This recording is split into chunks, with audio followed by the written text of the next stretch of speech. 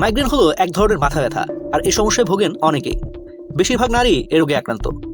যারা মাইগ্রেনের ব্যথায় ভোগেন তারা ছাড়া অন্যরা যেভাবে উপলব্ধি করতে পারবেন না এই ব্যথা কতটা কষ্টকর। এই ব্যথা শুরু হলে 3 দিনের আগে সারতেই চায় না।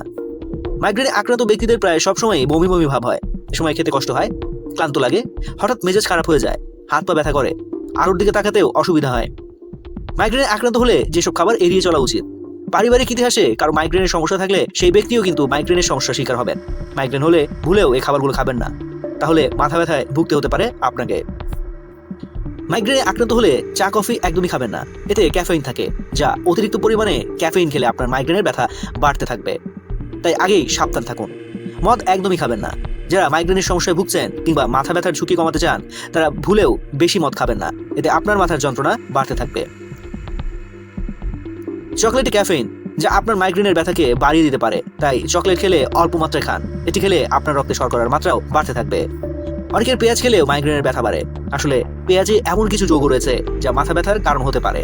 চীনাবাদাম কিংবা মাখন খান কিংবা পিনাট বাদাম খান, তাহলে কিন্তু অনেক সময় মাথা ব্যথা হতে পারে, কারণ এগুলো কিন্তু অনেক সময় মাইগ্রেনের সমস্যাকে বাড়িয়ে দেয়।